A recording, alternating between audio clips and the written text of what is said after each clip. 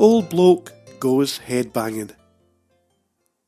Rocking, and I don't mean in some old wooden chair, has got to be one of my favourite things. Going to a live gig in Glasgow is a tradition, a seriously wonderful thing to do. It's part of who I am. Without that rock DNA, I wouldn't be the old bloke I am now. I'd be a different, much more boring old bloke. You see, I actually think that music, especially rock music, keeps you young. So it's basically all part of the one big fitness plan.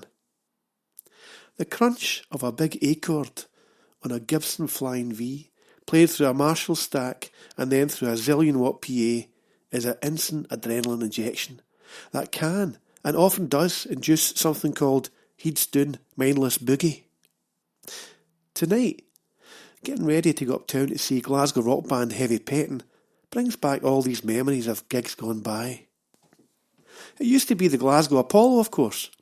That was our mecca back in the day. A stinking, sweaty pit of a place. It reeked, but it still rocked. I saw most of my heroes there. Bands like Rush, Queen, Thin Lizzy, Camel, AC/DC, UFO, ZZ Top. The list goes on. Anyway, what to wear tonight? Answer, the same as I always did. Black t-shirt with some iconic band on it, a black leather jacket and a pair of jeans. You've got to be comfy. Then, just as I'm checking myself out in the mirror, my better half pipes up. You're no wearing that, are you? What's up with it? I say. My better half laughs to herself. You look like a debauched John Travolta gone wrong. Oh, ta much. Just the look I'm going for. Just saying, she adds. Well, maybe I'll find a debauched Olivia Newton-John gone wrong, I add. Maybe you will. Don't ask me to be giving you a lift uptown now, she adds. Oh, I wouldn't dare, I reply. Oh, and tell Hammy I'm asking for him, she says. Aye, I will. You see, I used to play with Hammy years ago. He's the singer in tonight's band, an old pal from the dark ages, you could say. So anyway, I jump up the train and begin my pilgrimage. But I soon realised that I'm much more reserved than I used to be at 17. Firstly, every time someone stares at me, I'm wondering if they're thinking, he looks just like a debauched John Travolta.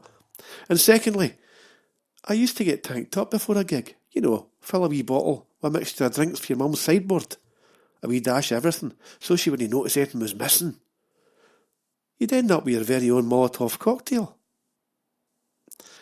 Then it was into Lauder's bar back then, for a pint, before queuing up to get in. Quite often I'd have an illegal camera stuffed in my trousers. They didn't like you taking pictures back then. Not like now, where bands actually encourage it. There wasn't any social media back then, back in 1978. I've still got some great dot and a distant shots of Rush and Wishbone Ash, if anybody's interested. Anyway, it's gig time, and I'm still semi-sober outside the Oran Moor. It's one of those big churches turned into a pub with 3 levels kind of thing. It does plays, food, beer and bands. Magic. The Petting Boys are in the basement, so I wander in and instantly meet about 10 people I know. That's the thing about the rock community. You can go alone and worry not. You'll always find a few diehards who love what you love. Always have, always will. So the support tonight is an all-girl band called Rock Goddess. And I think they're really good. A 3-piece, raw, raunchy, in more ways than one, and just right. Everywhere I look, they're familiar faces. Other band members, lassies and lads, soaking up the sounds. There's even a few debauched Travoltas just like me. When Hammy hits the stage, he still has it. That thing. That charisma that commands attention. It's rare that, you know, but he has it. And the rest of the band can really play. Yeah, fair enough. They play a lot of material from their heyday back in the 80s. But there's still a few new tracks in there too. One in particular, what's it called? Break It Down, I think it was. That made the most of the twin guitars. It's really good. They go down great guns, and in the maelstrom, when fists are pumping and the crowd is singing, I realise I'm actually joining in. Well, a wee bit. I think there's a kind of old bloke reticence that makes you think, I'll maybe stand back in the shadows a bit more, you know, just a bit more than I have in the past. Leave the real crush area to the new Adonises. There they are with their fresh faces and their newly washed manes, like young Lion Kings strutting their stuff. Just like me 40 years ago. Maybe I just didn't have enough beers. But I'm not too sure about that. Because I jumped on the train the way home and woke up at the last station.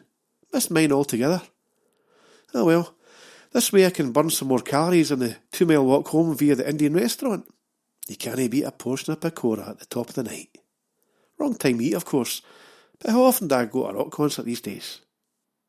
This means more running and less eating over the next few days, but hey, that's cool.